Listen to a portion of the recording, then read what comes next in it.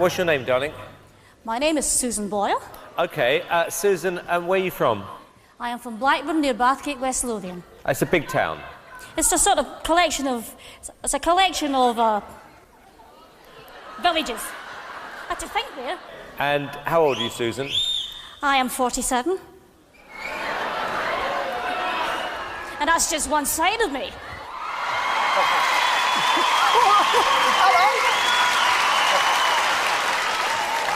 Okay, what's the dream? I'm trying to be a professional singer. And why hasn't it worked out so far, Susan? I've never been given the chance before, but here's hoping it'll change. Okay, and who would you like to be as successful as? Elaine Page. Elaine somebody Page. like that. What are you going to sing tonight? I'm going to sing I Dreamed a Dream from Les Miserables. Okay. Big song. Yeah? Yes.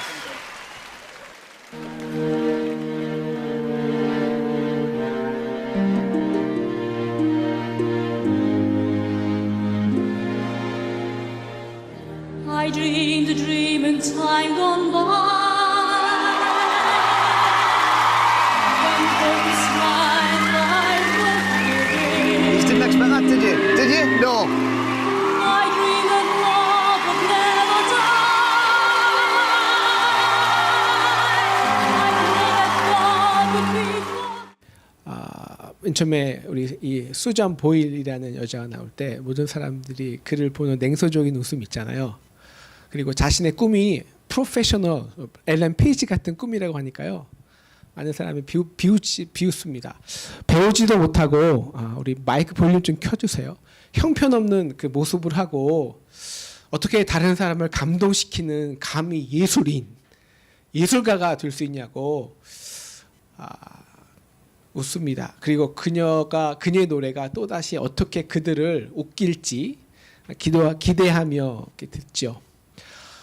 I dreamed a dream in time gone by라는 딱 한 소절이면 충분했습니다. 외양과 조건으로 인해 그녀를 쉽게 판단하고 귀존짓고 웃던 많은 사람들이요, 오히려 그녀의 노래에 포로가 되었습니다. 예술이란 게 그렇죠. 예술은 언제나 우리의 이성과 기대를 뛰어넘는 감동으로 우리를 포로 만드는 것이죠. 우리 불 좀 켜주시겠어요? 네, 우리 한엄마가 저기서 조명과 영상과 저 뒤와 이 4개 작업을 하니까요. 마이크까지 뭐 하니까 정신이 없어요. 사람은 그 사람이 7살 아이든 혹은 13살 소녀든 오늘 이 수잔 보일처럼 47세 된 아줌마건 80세 노인이던 간에요. 우리는 그 사람을 쉽게 규정하거나 판단할 수 없습니다. 특별히 겉에 보이는 외모를 통해서는요, 그 배경과 조건으로서는 더더욱 그러합니다. 왜냐하면요, 그들이 모두 다 한 영혼이기 때문입니다. 저는 우리 13살 된 하은이를 보면 한숨이 절로 나옵니다. 이제 사춘기가 시작되는지요. 전혀 공부에 관심도 없어요. 오직 관심 있는 건 딱 하나예요. 거울. 거울과 화장품. 며칠 전에는 한 엄마에게요, 자기 소원이 바뀌었대요. 자기는 꼭 탤런트가 될 거니까 막지 말라는 거예요. 어떻게 하면 되겠냐고. 그래서 엄마가 도대체 네 머리에 든 게 뭐야? 말이 돼? 하고 소리 쳤다가 삐져갖고 아무 말도 안 하고 있더라고요. 예배 시간에 우리 한의원이요, 몇 번부터 한 몇 주 전부터 그냥 가만히 있어요. 그래서 설교하면 졸고, 제가 굉장히 화가 나왔고요. 언제 집에 가갖고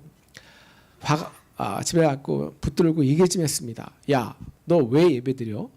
그냥 아빠가 목사님이니까 그냥 교회 나오는 거야? 라고 물어봤더니요, 하은이가 sort of 뭐 그렇다고 한다는 거예요. 그리고 나가더라고요. 그래서 제가 화가 나갖고, 너 일주일에 한 번 새벽기도 오고 매주 금요일날 예배 안 나오면 너 밥 없어, 너 용돈 없어. 제가 협박을 했습니다. 그리고 이제 나중에 이제 교회에서 와서 뭐 이러저러 하다가 이제 묵상을 하는데, 하나님이 저에게 이렇게 말씀하시는 것 같았어요.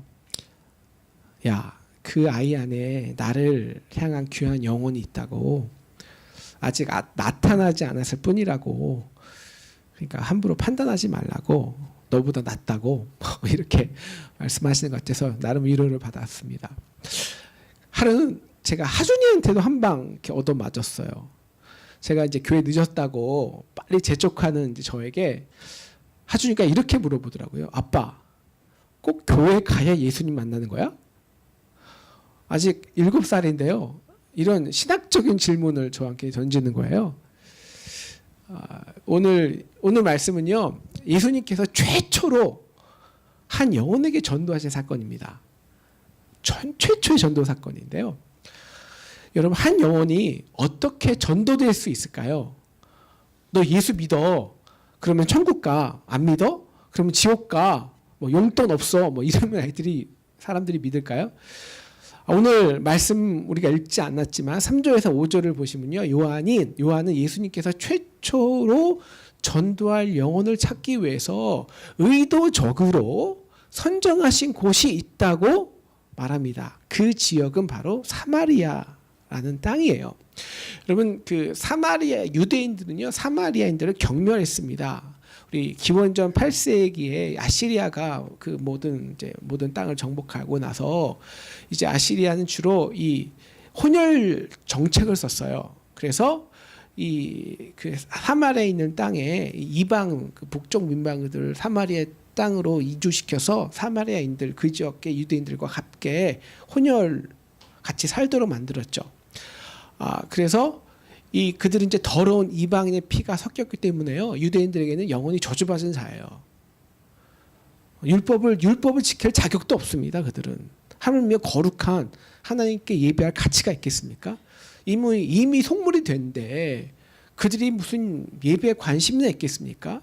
그러므로 여러분, 사마리아 땅은요, 전도할 필요가 없는 지역이고 전도할 사람도 찾을 수도 없는 지역입니다. 오늘 예수님께서 그곳으로 가시는 거예요. 최초의 전도 대상자를 위해서. 다분히 의도적이죠. 예수님께서 오랜 여행으로 피곤하셨습니다. 바로 그때 우물에서 쉬고 계셨는데 한 사마리아 여인이 우물가로 다가옵니다. 사마리아인이고요. 그 중에서도 여자입니다. 여러분, 만약 그 시대에, 이 시대도 마찬가지인데요, 가장 뛰어난 전도자라 해도요, 이 같은 여자가 오면요, 이렇게 이 여자는 아니지 하고 다른 곳으로 그냥 가는 겁니다. 여러분, 당시 여자들은요, 회당에도 못 나갔어요. 예배 장소에도 못 들어갑니다. 무슨 여자들이 무슨 영혼이 있습니까? 무슨 하나님을 찾고 하나님께 예배합니까? 뭐 말도 안 되는 것이거든요. 근데 기막힌 것은 이 여자가 누구입니까? 우리 사마리아인들조차도 경멸하는 여자입니다. 남편이 5명이나 있었고요. 얼마나 행동이 방자했으면 그 남편들에게 다 버림을 받았겠습니까? 그럼에도 불구하고 또 얼마나 꼬리를 쳤으면 또 다른 5명과 결혼을 했겠습니까? 그것도 모자라서 지금은 아예 결혼도 안 하고 어떤 이제 논팽이하고 붙어서 같이 살고 있는 거예요. 정말 아이들이 볼까봐 민망스러운 거죠. 그럼 그런 여자 뻔한 거 아닙니까?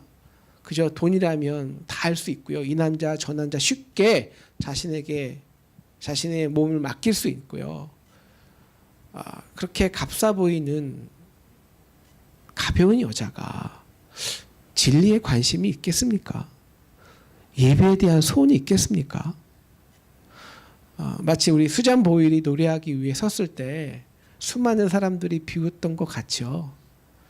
여러분, 만약에 이 여인이 하나님의 말씀을 좀 듣고 싶어서 회당이라고 기웃기웃거렸다면, 야, 내가 감히 여기가 어딘데 기웃거려? 이렇게 냉소적인 비웃음을 퍼부었을 겁니다. 뒤에서 이렇게 말해줄 수는 있겠죠. 너 예수 믿어야 구원 얻는 거야. 너 예수 믿고 정신 차려야 돼. 너 그렇게 살다가는 지옥에 가. 이렇게 던져줄 수는 있죠. 그런데 오늘 예수님은요, 어떻게 하실까요? 오늘 정말 우리 예수님의 그녀를 향한 깊은 대화를 오늘 말씀 속에서 깊이 경험하기를 원합니다. 예수님은요, 먼저요, 물 좀 달라고 요청하세요. 아니, 누가 누구에게 아쉬운 부탁을 하는 것일까요? 우리 선한 사마리아인의 비유 있죠. 그죠? 유대인을 결국 구원하는 선한 이웃이 누구입니까? 사마리아인이잖아요. 이 비유는 어떤 비유냐면 솔직히 이런 거예요. 그 당시 유대인들은요, 내가 사마리아인에게 도움을 받는 차례 죽는다는 거예요. 근데 그 선한 사마리아인이 누구냐면 이제 예수님이죠. 결국 예수님 같이 저런 사람에게 내가 구원을 받아 차례 안 받을래, 이런 이제 비유입니다. 그 정도로 사마리아인이 내가 도움 받는다, 그 요청한다는 거는 사실 상상할 수 없는 거예요. 그런데 예수님은 부탁을 하세요. 당시 여인들은요, 저녁 시원한 때 아침 저녁으로 이렇게 3, 4, 5 모여서 우물가에서 우물을 깃는데요. 이 여인은 유대 시간 6시면 해가 지글지글거리는 낮 12시거든요. 그 12시에 홀로 지쳐있는 몸과 마음으로 우물가에 나옵니다. 예수님은 그 여인의 모습 속에서요, 그녀의 목마름의 문제를 보셨습니다. 또한 그 문제로 인해서 사람들에게 경멸받고 또 스스로 아파하는 그녀를 너무 돕고 싶었습니다. 그래서 정말 그녀에게 목마름을 채울 수 있는 생수를 주고 싶으셨습니다. 우리도 이런 영혼들, 그런 안타까운 영혼들을 이제 만날 때가 많잖아요. 그럼 우리가 어떻게 하나요? 우리는 보통 이렇게 말합니다. 너 예수 믿어야 돼. 예수 정말 믿어야 너의 인생의 가치를 알고 정말 만족하고 기쁜 삶을 살 수 있다니까? 너 계속 이런 삶 살아봤잖아. 남자 많이 바꿔봤잖아. 야, 남자들이 너에게 진정한 만족 주니? 쇼핑해 봤잖아. 너 돈 많이 벌어봤잖아. 그거 내 문제 해결되었어. 아니, 너 더 힘들잖아. 우리는요, 사정없이 그들의 문제를 막 드러내요. 그리고 나서 그래서 내가 예수를 믿어야 함을, 내가 생수가 필요함을 강요하죠. 그러면서 전도합니다. 우리 예수님은 어떻게 할까요? 예수님은요, 그녀의 문제가 막 드러날까 봐 조심스러운 거예요. 함부로 드러내시지 않아요. 왜? 영혼의 문제이니까요. 그래서 내가 목마르니 너 물 좀 줄 수 있냐고 질문하십니다. 이 질문이요, 다른 게 아니라요, 예수님께서 스스로 자신의 목마름의 문제로 그녀의 문제를 대화하기 원하시는 거예요. 대화. 그래서 그 영혼의 대화를 통해서 여인 스스로 자신의 문제를 깨닫고 드러내도록 하신 것입니다. 물론 아직 이 여인은요, 이 예수님의 목마름을 단지 육적인 목마름으로 이해합니다. 그래서 이런 돌직구로 날려요. 당신은 유대인으로서 어찌 나에게 물을 달라고 말하십니까? 나를 업신 여기는 거예요? 라고 돌직구로 날리죠. 그러다 예수님이 이렇게 말씀하시죠. 내가 만일 선물을, 하나님의 선물과 내게 좀 물 좀 달라 하는 이가 누구였다면, 그것을 알았다면, 내가 그것을 구했을 텐데, 그리고 그가 생수를 주었을 텐데 라고 말씀하십니다. 다시 말하면 그녀에게 예수님과 또 예수님이 주시는 생수에 대한 관심을 갖도록, 질문하도록 관심을 유도하시는 거예요. 그러니까 여인이 당연히 이런 질문을 하죠. 아니, 예수님, 당신 자신을 보세요. 보아하니 당신은 볼품도 없고요, 가진 거 없는 나그네인데, 그리고 물기를 그릇도 없는데 나에게 생수를 준다고요? 아니, 당신이 우리 조상 야곱보다 큽니까? 우리 조상 야곱은 이것을 줬는데 당신이 그보다 위대하다고요? 말이 됩니까? 또 다른 생수를 줄 수 있게요? 여러분, 생각해 보면요, 이것은 그 여인에게는 정당한 질문입니다. 또 세상에서 많은 이런 정당한 질문들을 해요. 아니, 어떻게 믿어서 구원을 얻어? 평생 선한이라고 약한 사람을 도운 간디가 더 위대한 거 아니야? 왜 교회에서만 가서 예배를 봐야 해? 하지만 우리는 이런 정당한 질문조차 허락하지 않습니다. 내가 믿음이 부족하니까 그런 거야. 내가 교만해서 그래. 너 일단 믿어야 한다니까, 그래야 한다니까. 이렇게 믿음을 소개하거나 때로는 강요까지 해요. 하지만 예수님은요, 오히려 이런 질문들을 유도하세요. 마치 오늘 이 예수님은 이 여인을 사마리아 여인으로 대하시는 것이 아닙니다. 마치 그 시대에 굉장히 뛰어난 지성인이고요. 마치 신학자인 것처럼 그와 대화하기 원하시는 거예요. 오늘 47세의 농촌 아줌마도 엘렌 페이지 이상 그 놀라운 감동을 사람에게 주지 않습니까? 마찬가지예요. 이 여인도 그런 감동, 그런 깊은 질문과 대화로 예수님과 대화할 수 있다는 거예요. 그렇게 예수님은 그녀에게 생수를 소개하고 싶은 거예요. 너 이 물을 먹으면 그때는 시원하고 만족하지만 좀 이따가 다시 목마르잖아. 그래서 또 마실 것을 얻기 위해서 힘들게 이렇게 물을 길러 와야 되잖아.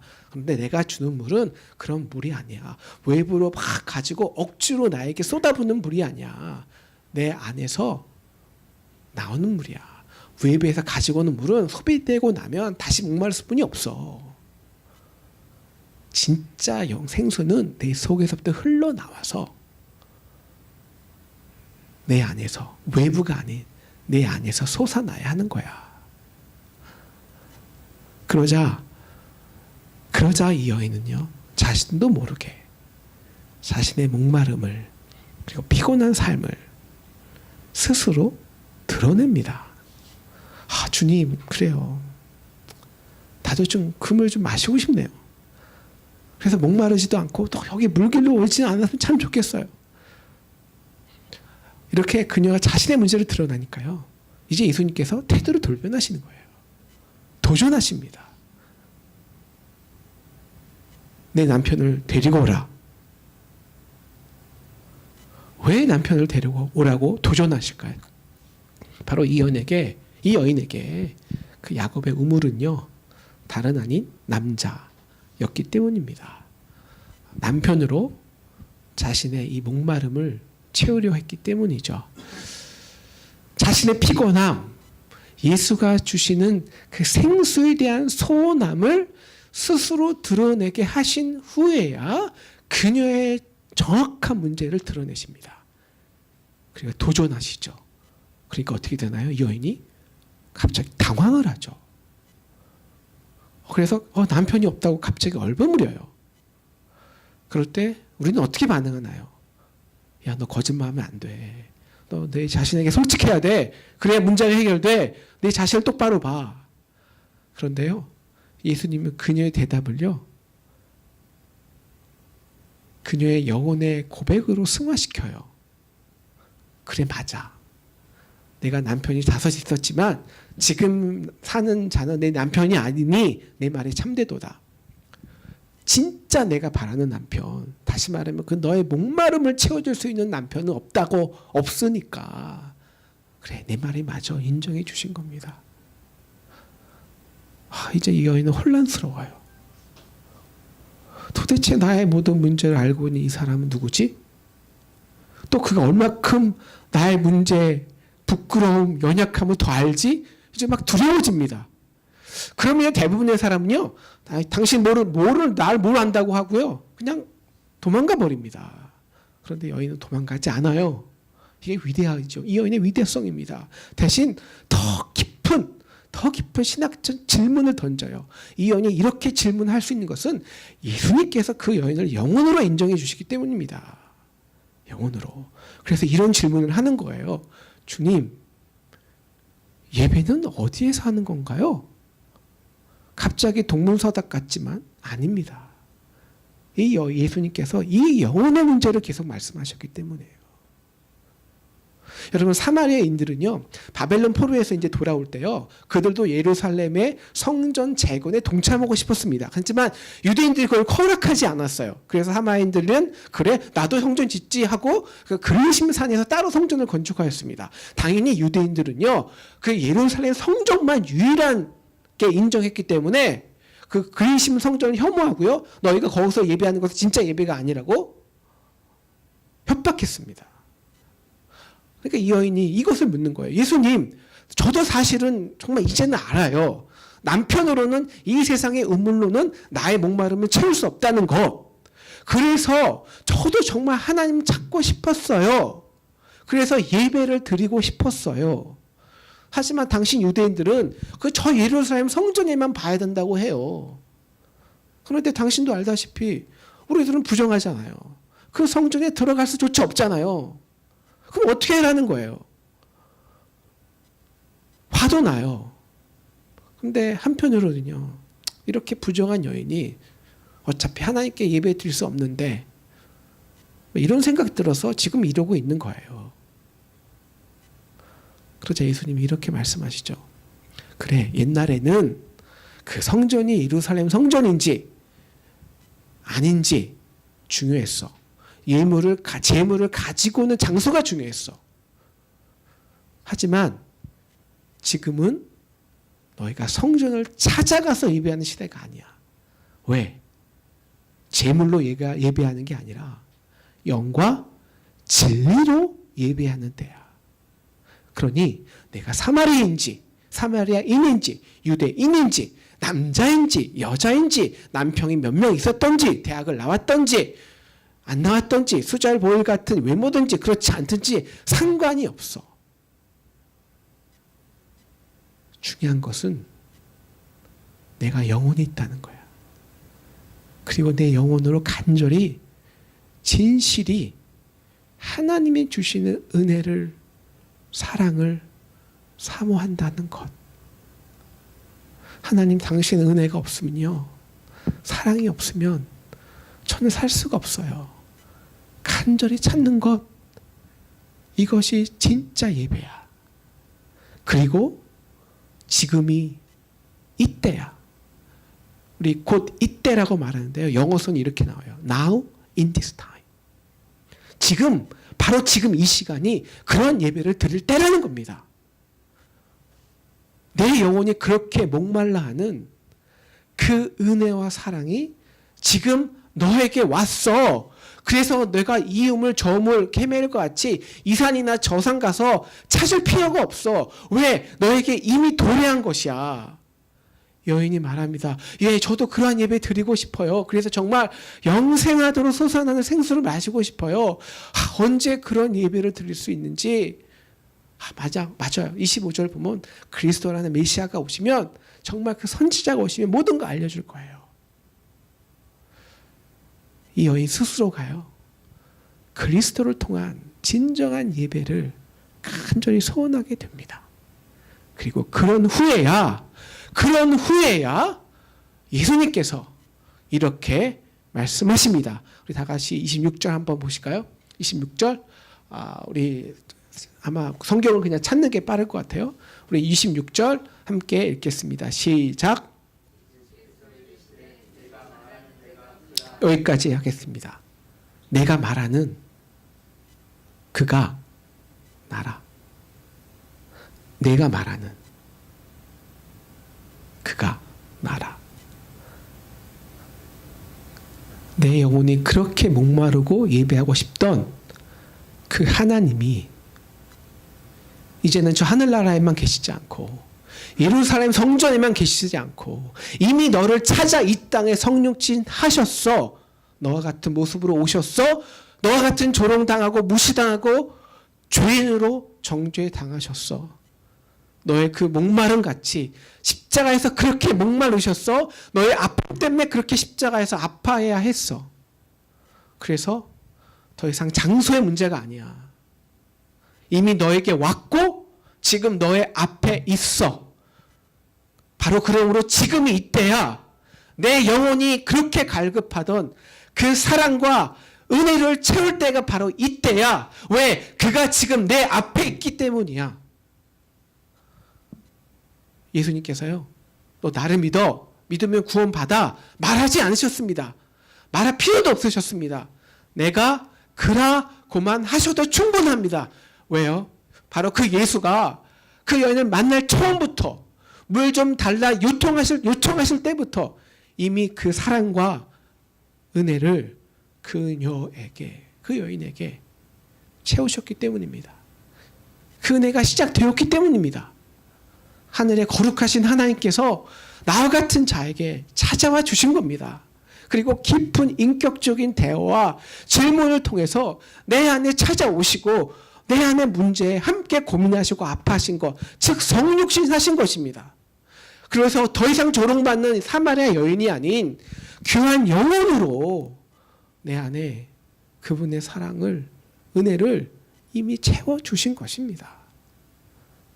그리고 그녀는 질문과 대화와 예수님과의 만남을 통해서 그 인격적인 은혜를 이미 채우고 있었던 것입니다. 그래서 예수 믿어 안 해도 됩니다. 내가 그야, 내가 그라 소개만 해도 됩니다. 충분합니다. 이 여인은요, 고백하지도 않습니다. 그냥 물동이를 버려둡니다. 그리고 자신을 조롱한 그 사마리아인에게 내가 그리스도를 만났다 기쁨의 노래를 합니다. 전에 그녀의 모습을 보고 놀리고 비웃던 자들이요, 이제 그녀의 노래와 고백을 듣습니다. 이제 그녀는 더 이상 그들이 알던 사마리아 여인이 아닙니다. 그녀 역시요, 그들에게 예수 믿으라고 전도하지 않습니다. 와 보라 면 충분합니다. 초청의 노래를 부를 뿐입니다. 수많은 사마리아인들이요, 이제 그녀의 노래에 포로가 됩니다. 그래서 예수님께 나아갑니다. 그리고 그들 역시 예수가 주시는 생수로 그들의 영혼을 채웁니다. 그렇게 이 여인은 인류 최초 위대한 전도자로, 선교사로 성경에 기록됩니다. 우리가 어떻게 전도를 해야 할까요? 우리는 대부분 예수를 믿으라고 소개합니다. 하지만 예수는 결코 자신을 먼저 소개하거나 믿으라고 하지 않습니다. 단지 질문하실 뿐입니다. 대화하실 뿐입니다. 그렇게 그녀의 삶 깊숙이 다가가시기 원합니다. 그리고 그녀가 목마르던 그 사랑을 가르쳐 주시고 채워 주십니다. 그리고 그 여인 스스로 문제를 깨닫고 생수의 필요성을 인정한 다음에야 내가 그라 소개하십니다. 예수 믿으라는 말은 전도가 아닙니다. 진정한 전도는요, 말로써 되는 것이 아닙니다. 영혼의 문제이기 때문입니다. 영혼은요, 말의 요구나 심지어 강압이나 선물로서 그 존재가 변화될 정도로 그렇게 가볍지 않습니다. 거룩한 하나님을 예배하고 교제하는 곳입니다. 그 영혼은 하늘을 버리시고 우리의 모습으로 성육신하신 그 인격적인 사랑과 은혜로만이 터치될 수 있습니다. 문제는요, 우리가 어떻게 우리의 자녀들에게, 우리 남편들에게, 이 땅의 청년들에게, 영혼들에게, 그리고 무엇보다 사마리아 여인 같은 스스로에게 그 하나님의 은혜와 사랑을 체험케 할 수 있냐는 것이죠. 그래서 예수님이 그들에게 때가 되어서 내가 그라 라고 말씀하실 때 이 여인처럼 정말 기뻐하며 내가 행한 모든 일을 내게 말한 사람을 보라, 와서 보라, 이는 그리스도가 아니냐, 전도까지 할 수 있게 하냐는 것이죠. 첫째, 우리의 겉모습이, 그들의 겉모습이 어떠하든지 우리는 그들을 정죄하거나 판단할 수 없습니다. 왜냐? 그들은 영혼의 존재이기 때문입니다. 여러분, 영혼이 있다는 것은요, 이미 그들의 삶 속에 찾아오신 하나님을 질문하고 그리고 깨닫고 찾을 수 있는 위대한 능력이 있다는 것입니다. 7살이나 13살이나 47살 된 수잔 벨이나 배웠건 못 배웠건 영혼이 있다는 것은 말입니다.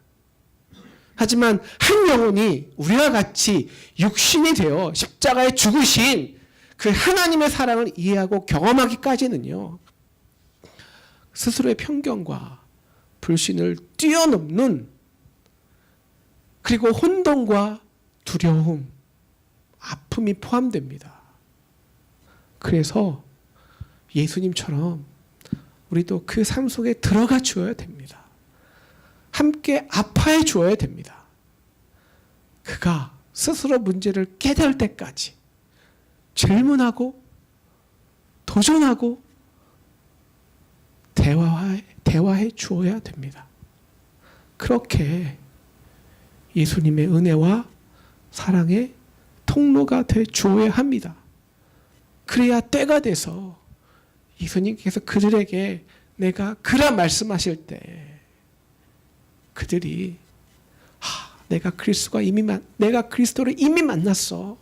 이미 누구를 통해서 우리의 인격적인 그들 안에 우리의 성육신 그들과의 대화와 기다림과 또 때로는 도전과 때로는 질문을 통해서 내가 이미 만났어. 바로 그때 그들 역시 우리 역시 그 십자가의 사랑의 포로가 되어 수잔 보일처럼요. 이 사마리아 여인처럼 외칠 수 있습니다. 와 보라. 여기 토기장의 집에 와 보라. 노래할 수 있습니다. 이 노래를 들은 이 땅의 많은 영혼들이 또한 그 십자가의 사랑의 포로가 되어 이 땅에 진정한 그리스도인들이 되는 귀한 전도와 희망의 사역이 저와 여러분과 여러분의 가정과 이 땅에 있기를 간절히 기도합니다. 기도하겠습니다.